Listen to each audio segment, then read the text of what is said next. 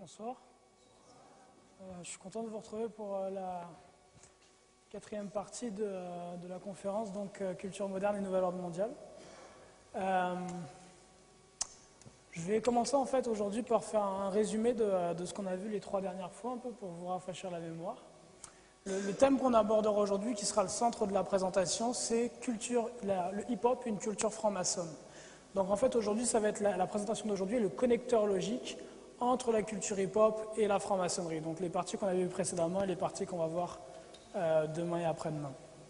Donc dans la partie d'aujourd'hui, on va voir comment la franc-maçonnerie afro-américaine, appelée franc-maçonnerie de Prince Hall, a créé la culture hip-hop dans les années 80-90 et comment les francs-maçons afro-américains ont formé les pères fondateurs de la culture hip-hop.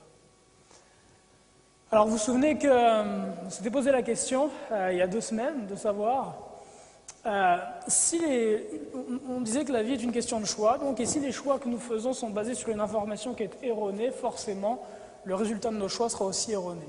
Donc il est important d'avoir une bonne information pour faire de bons choix. Et c'est tout le propos de ces conférences.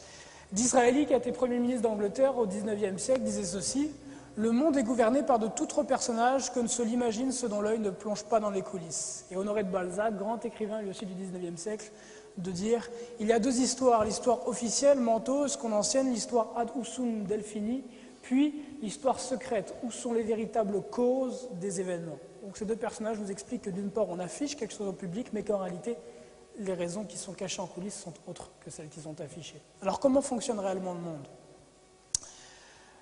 Voilà un petit peu le développé auquel on est passé, l'organigramme par lequel on est passé déjà depuis il y a 2 semaines. Alors ce qu'on a vu tout d'abord, c'est que selon ce que la Bible nous enseigne, Satan est le prince de ce monde, c'est lui qui dirige ce monde, et que le bras armé de Satan sur sa terre, selon qu'il est dit dans l'Apocalypse et prophétise aussi dans le livre de Daniel, c'est le Vatican. Donc l'Église catholique, apostolique et romaine, vous vous souvenez, a créé un ordre, l'ordre des Jésuites. Quel siècle à peu près pour ceux qui étaient là ? Quoi ? 16e siècle. Et l'ordre des Jésuites a été créé pour quelle raison ? Exactement, contrer le mouvement de réforme, détruire le protestantisme, première raison. Et deuxième raison, créer un nouvel ordre mondial, recréer en fait le Saint-Empire romain, rétablir le pouvoir en fait du Vatican sur le monde.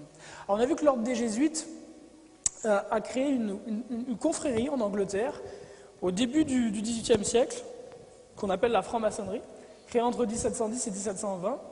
On a vu que la franc-maçonnerie, quand elle a été créée pour ramener au pouvoir la famille Stuart, une famille donc catholique dans un pays essentiellement protestant à l'époque. On a vu par la suite que la franc-maçonnerie a donné naissance à la franc-maçonnerie afro-américaine, qu'on appelle franc-maçonnerie de Prince Hall, en l'honneur du premier grand maître franc-maçon afro-américain. Et puis on a vu que de là sont sortis différents mouvements sur lesquels je vais revenir juste après. Donc on a fait la partie 1, 2, 3, et aujourd'hui on rentre dans la partie numéro 4. Alors, donc, vous vous souvenez quand on avait parlé des Illuminati ? Donc on a vu que c'était simplement une confrérie étudiante. La première avait été créée là encore par l'ordre des Jésuites, le général Ritchie, à la fin du 19e siècle, non, à la fin du 18e siècle, excusez-moi, sur le campus de l'université d'Ingolstadt, en Bavière. Donc par rapport aux Jésuites, son objectif était et reste de détruire les effets de la Réformation et de rétablir le Saint-Empire romain de la nation allemande. Une plus grande Allemagne, en quelque sorte, doit être créée à nouveau comme le centre d'un Saint-Empire romain ranimé. Et on avait lu ceci à propos de l'origine des Illuminati. Donc, en Bavière, à Ingolstadt, un collège de jésuites avait été formé et que la secte des Illuminati de Bavière y avait été fondée le 1er mai 1776 par Adam Weishaupt, un professeur de cette université-là, et le général Ritchie, qui travaillait donc avec Adam Weishaupt, qui était général des jésuites à l'époque. Alors je passe rapidement dessus parce que c'est ce qu'on a vu la dernière fois. Par rapport à la franc-maçonnerie, on avait lu cet article du New York Times qui date du 12 juin 1870 où il est dit ceci: « Les jésuites qui ont organisé une société secrète et l'ont appelée maçonnique, sous les Rosicruciens ou Rose-Croix des maçons, l'ont fait dans l'objectif d'augmenter le pouvoir de la famille Stuart qui était catholique, ceci entre les années 1710 et 1715. » Alors vous vous souvenez qu'on a vu que la franc-maçonnerie à son tour a créé un grand nombre de fausses doctrines dans le monde protestant occidental. On a parlé, si je commence ici, qui est le personnage qu'on a là ? Joseph Smith, effectivement, qui est le fondateur de quelle secte ? L'Église de Jésus-Christ des Saints des Derniers Jours, les Mormons, exactement. L'Église de Jésus-Christ des Saints des Derniers Jours des Mormons. Et on a vu que Joseph Smith, donc selon ses propres dires et ce qu'il étale dans la biographie de l'Église, était franc-maçon du 33e degré. On a parlé aussi ici, vous vous souvenez de ce personnage? Charles Taze Russell, fondateur des Témoins de Jéhovah, de la tour de garde des Témoins de Jéhovah. On a vu que lui aussi était franc-maçon, donc de 33e degré.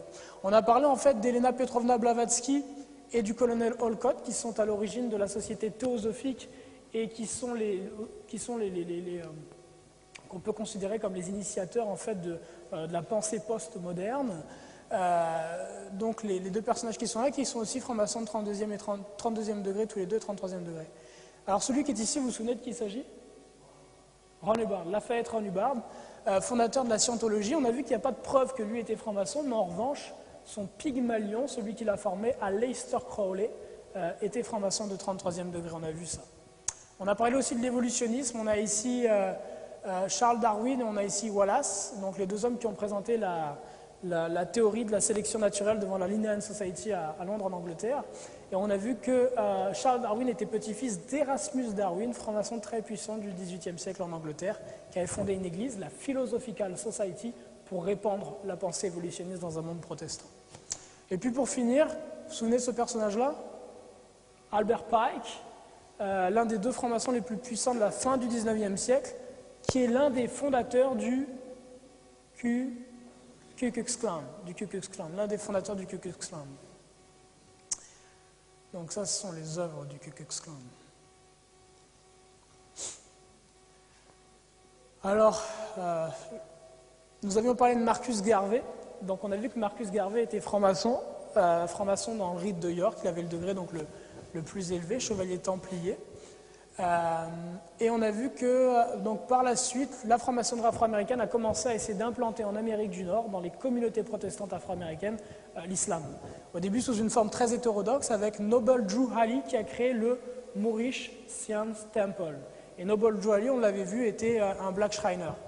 Le Moorish Science Temple d'Amérique a été fondé en 1913 par un Black Shriner nommé Timothy Drew, qui s'est renommé lui-même Noble Drew Halley. Et on avait vu dans le New York Times, on date du 7 juin 1883, que pour être Black Shriner à l'époque, il fallait avoir au moins le 32e degré du rite écossais.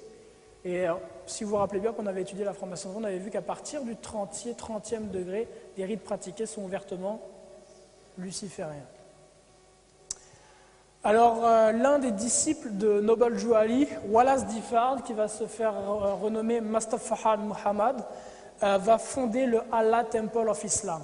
Dans le Allah Temple of Islam, il va commencer à enseigner aux Afro-Américains qui veulent bien l'entendre que les Blancs sont des diables aux yeux bleus, que c'est une race perverse créée par un scientifique fou appelé Yacoub sur l'île de Patmos il y a 6000 ans, et que bientôt l'hégémonie de la race blanche sur Terre prendra fin et qu'ils finiront tous en enfer. C'est l'enseignement du Allah Temple of Islam, et c'est celui qui va être repris par l'homme qui succédera à Mustafa Muhammad, à savoir Elijah Muhammad, qui créera la Nation of Islam. Donc l'enseignement de Ford portait sur l'islam, la littérature franc-maçonne et les enseignements de Joseph Rutherford, alors président des Témoins de Jéhovah. Donc Elijah Muhammad, que vous voyez ici, est l'homme qui va succéder à Mustafa Muhammad à la tête de la Nation of Islam. Il est mort en 1975. Et on apprend de lui, d'après Daniel Pipes, donc, qui a notamment travaillé au Washington Post, qu'Elijah Muhammad, à Détroit, a travaillé dans plusieurs ensembles industriels et rejoint différentes organisations notables, le mouvement pro-noir et nationaliste de Marcus Garvey, l'UNIA et notamment les Black Shriners. Donc il était donc franc-maçon de 32e degré au moins. Alors, à la mort d'Elijah Muhammad, il va y avoir une petite lutte à l'intérieur de la Nation of Islam pour le pouvoir entre le fils d'Elijah Muhammad, Wahid Din Muhammad, et Louis Farrakhan, le bras droit d'Elijah Muhammad. Au début, en fait, c'est Wahid Din Muhammad qui va reprendre la tête de la Nation of Islam. Et ce que Wahid Din Muhammad va faire, c'est qu'il va continuer l'œuvre qu'avait commencé Malcolm X. Vous vous souvenez de quelle était cette œuvre? Quelle était la pensée, un petit peu, le mouvement que souhaitait faire la franc-maçonnerie afro-américaine? Au début, on a des protestants, et l'objectif, c'est de les amener dans quoi? Dans l'islam, tel qu'il est pratiqué au Maghreb, donc ou en Arabie Saoudite, l'islam sunni. Et entre les deux, ce qu'il crée, c'est une passerelle, la Nation of Islam. Donc l'objectif, c'est de les amener du protestantisme à la Nation of Islam, à l'islam. Vous vous souvenez? Et donc c'est Malcolm X qui va commencer cette œuvre-là. Et c'est le fils d'Elijah Muhammad, Wahid Din Muhammad, qui la poursuivra.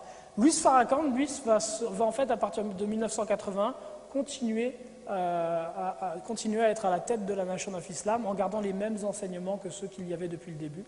Donc un mélange un petit peu des enseignements judéo-chrétiens et puis de ceux du Coran et d'autres sources. Alors ici, vous avez Louis Farrakhan en 1995 au Million Marchman à Washington. En 1995, il y a un film qui a été fait dessus par Spike Lee, Get on the Bus, je ne sais pas si vous l'avez vu. Et donc en 1995, vous avez 1 million d'hommes noirs qui défilent sur Washington derrière le président de la Nation of Islam. Quelques décennies plus tôt, vous vous souvenez, on avait vu qu'il y avait 1 million d'hommes et de femmes blanches qui défilaient sur Washington pour le Ku Klux Klan cette fois-ci. Mais les deux mouvements qui paraissent opposés a priori étaient pourtant l'idée par la même entité, à savoir la franc-maçonnerie. Donc toujours dans le positionnement thèse-antithèse, la pensée de Hegel qu'on avait vu dans la première partie. Alors, Louis Farrakhan, bien évidemment, est de la même trempe que ceux à qui il succède, Elijah Muhammad ou Noble Drew Ali. C'est donc un franc-maçon lui aussi. Et voilà dans les speeches, les sujets qu'il peut aborder, notamment dans le speech qu'il a fait en 1995 à Washington. Je vais donc passer à un nouveau contrat avec vous, ô hommes noirs, le secret de l'ordre maçonnique et le secret d'Hiram Abif. Le secret de l'ordre maçonnique est un maître de la construction qui fut frappé à la tête. Le secret de l'ordre maçonnique est un maître que les brutes ont maltraité. Vous n'enseignerez pas aux vôtres les valeurs de ces personnes noires, bien que vous entriez dans le secret dans vos loges maçonniques et vos sanctuaires, et que vous y appreniez de nous derrière les portes fermées. Donc là, Louis Farrakhan prend la défense de la franc-maçonnerie afro-américaine. Puis encore dans d'autres textes, il prend la défense de la franc-maçonnerie afro-américaine par rapport à la franc-maçonnerie blanche. Alors voilà Louis Farrakhan. C'est un personnage qui est extrêmement important sur le plan politique aux États-Unis, qui a une aura sur le plan politique qui est assez importante en Amérique du Nord et qui tend de plus en plus à être connu dans les pays francophones par le biais de Facebook notamment. Donc je vous invite à regarder cette petite vidéo pour vous familiariser avec lui. C'est en anglais, c'est pas sous-titré, donc je vais peut-être pas la laisser au complet. Say we are dumb devils because the nature of us is to submit to God. S'il dit donc que notre nature c'est de But se soumettre the à Dieu, enemy has made evil fair seeming. mais l'ennemi a fait que So we do evil thinking we doing right. Say we are dumb. Je ne vais pas la laisser en fait parce qu'elle n'est pas sous-titrée. Mais dans cette vidéo, en fait, ça présente un petit peu Louis Farrakhan. C'est quelqu'un qui a beaucoup d'éloquence, qui est très apprécié. Et puis dans cette vidéo, en fait, il parle des Illuminati, il parle d'un complot mondial, mais ce que Louis Farrakhan explique, si on allait jusqu'à la fin de la vidéo, c'est que ceux qui complotent, ce n'est pas le Vatican, mais ceux qui complotent, en fait, ce sont les Juifs, Jews and Gentiles, les Juifs et les gentils. Donc le complot vient des Juifs et des protestants. Donc la réalité, on l'a vu, c'est qu'est-ce qui complote présentement sur cette terre? C'est le Vatican. C'est le Vatican qui complote présentement. Mais le travail de Louis Farrakhan, c'est de diriger, de canaliser l'énergie critique et d'amener cette énergie critique-là vers les Juifs, à se déverser sur les Juifs et sur les protestants. Et de considérer que l'ennemi du bien humain, que l'ennemi du genre humain, ce sont les Juifs. Est-ce que ça vous fait penser à quelque chose? Hein? La Shoah, c'est la même chose qui s'est fait avant la Seconde Guerre mondiale, et c'est la même chose qui se fait depuis plusieurs siècles en Occident vis-à-vis de la communauté juive. Et en France, il y a un personnage qui est chargé de faire exactement la même chose. Est-ce que vous avez à l'idée un personnage qui fait la même œuvre que Farrakhan aux États-Unis ici en France? Un homme qui s'appelle Dieudonné Mbala Mbala, okay, qui est l'équivalent de Louis Farrakhan ici en France et dans les pays francophones, qui fait exactement la même œuvre, à savoir créer dans les populations et dans les masses un sentiment de haine et d'antisémitisme vis-à-vis du peuple juif. J'étais, avant de rencontrer Jésus, un grand fan de Dieudonné au passage. Donc c'est ça, vous avez, pour vous donner un petit peu, pour illustrer ça, vous avez une énergie critique de ce que j'ai marqué la jeunesse afro-américo-caribéenne, c'est-à-dire qu'il arrive un moment où il y a beaucoup de personnes qui se posent des questions sur le fonctionnement du monde et qui se demandent s'il n'y a pas quelque chose qui ne va pas, qui cherchent la vérité, et sur ce chemin où vous cherchez la vérité, vous tombez sur des personnages comme Kémy Séba. Vous avez déjà entendu parler de Kémy Séba? Non, Kémy Séba est assez connu ici en France, là. Dieudonné, Malik Shabazz ou Louis Farrakhan, qui vont être là et qui vont dire oui, il y a un complot effectivement, oui, effectivement, le monde est en train de changer et taking over, Mais ce n'est pas le Vatican qui complote, ce sont les Juifs. Ce sont eux les ennemis, les Juifs et les protestants. Voilà ce qu'il faut détruire. Un livre qui a eu un grand succès il y a quelques années, The Secret Relationship Between Black and Jews, donc la Nation of Islam a fait paraître, et qui est un livre en fait qui essaie de faire croire que la traite négrière était essentiellement due aux Juifs, ce qui n'est pas vrai du tout. Donc de créer une haine, encore une fois, entre le peuple noir et le peuple juif. Alors Malcolm X, que vous voyez ici, est mort en 1965. Est-ce que quelqu'un se souvient comment il est mort? Il s'est fait assassiner. Donc a priori, l'image qu'on a de lui, est-ce que c'est l'image de quelqu'un de méchant ou quelqu'un de gentil? Un martyr, quelqu'un qui est mort pour la liberté et puis pour les droits, pour l'avancement du peuple noir. On a vu que la vérité est tout autre. La dernière fois, que lorsqu'on crée un martyr, on donne de l'impact, on donne une impulsion à un mouvement et ça permet de propulser le mouvement ou la secte qu'on veut créer. Et ça a été exactement ça avec Malcolm X. Ce que Malcolm X a commencé, c'est le fils d'Elijah Muhammad qui l'a continué, Wahid Muhammad. Si Malcolm X était réellement ennemi d'Elijah Muhammad, le fils d'Elijah Muhammad n'aurait pas continué l'œuvre de Malcolm X. C'est un non-sens. D'ailleurs, pour vous faire réfléchir un peu là-dessus, lorsque vous avez une personne qui est réellement, entre guillemets, révolutionnaire et contestataire, on ne la médiatise pas. Je vous donne un exemple, Dieudonné. Si Dieudonné était réellement une personne en France qui était contestataire, c'est-à-dire qui était un danger pour le système, les médias n'en parleraient même pas de manière négative. C'est ce qu'on appelle de la contre-manipulation. Si vous êtes des lapins et que moi je suis un renard, ok, et que je viens vous voir et que je vous dis ne mangez pas de la mort au rat, c'est pas bon pour vous, qu'est-ce que vous allez faire? Vous allez manger la mort au rat. Et puis si je viens vous voir, toujours je suis un renard, vous êtes des lapins, et je vous dis mangez des carottes, c'est très bon. Qu'est-ce que vous allez faire avec les carottes? Vous en mangerez plus. Et c'est comme ça que fonctionnent les médias, énormément, de la contre-manipulation. Donc, par rapport à Malcolm X, s'il a été tant médiatisé, c'est parce qu'au fond, il n'était pas du tout quelqu'un de contestataire, il était exactement dans le mouvement dans lequel souhaite travailler le Vatican. Vous avez certains hommes qui ont été contestataires à travers l'histoire, il y en a un que je vais vous donner un exemple, qui s'appelle Fred Hampton. Avez-vous déjà entendu parler de Fred Hampton? Non, personne n'en a entendu parler. C'est un homme qui est mort à l'âge de 20 ans, qui s'est fait assassiner à l'âge de 20 ans, et qui était à la tête du Black Panther Party à Chicago, dans les années à peu près 60, là, un peu après. Fred Hampton, dans le peu de temps dans lequel il a été à la tête du Black Panther Party, avait réussi à faire en sorte que les gangs à Chicago de jaunes, de noirs, d'italiens cessent de se faire la guerre les uns contre les autres. Il avait mis en place des systèmes d'éducation pour les jeunes Afro-Américains défavorisés. En tout cas, il faisait beaucoup, beaucoup de bien. Et il dénonçait la franc-maçonnerie. Il n'a pas duré, on ne l'a pas médiatisé. C'est lui, Fred Hampton, que vous voyez juste ici. Là. I'm the deputy chairman of the state of Illinois Black Panther Party, Fred Hampton.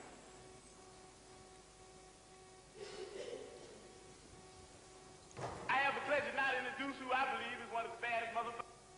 Je vais passer la vidéo parce que là, encore une fois, c'est en anglais. Puis, ok. Fred Hampton, en fait, pour la petite histoire, Fred Hampton s'est fait assassiner donc, à l'âge de 20 ans.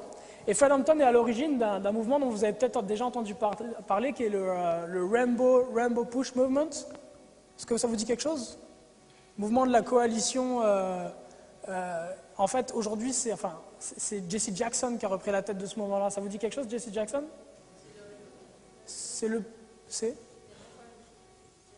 Jesse Jackson, exactement, révérend Jesse Jackson, c'est le premier homme afro-américain qui s'est présenté pour le Parti démocrate en fait, aux élections présidentielles américaines.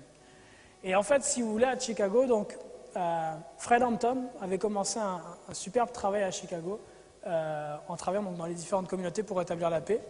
COINTELPRO, le FBI et puis le Vatican derrière l'ont bougé, l'ont assassiné, et ils l'ont remplacé par Jesse Jackson, qui est un franc-maçon, qui est un pion du Vatican. C'est Jesse Jackson donc, qui a été mis à la place de Fred Hampton, pour vous donner un petit peu la petite histoire. Alors, pour revenir vraiment sur le centre du sujet qui nous intéresse, vous vous souvenez qu'on avait commencé là, il y a 2 semaines, en lisant ce petit article de Mathias Gardel, paru dans l'un des livres qu'il a écrit, en page 293, où il dit ceci. La grande majorité des rappeurs nord-américains les plus populaires adhèrent à la tradition du nationalisme islamiste noir.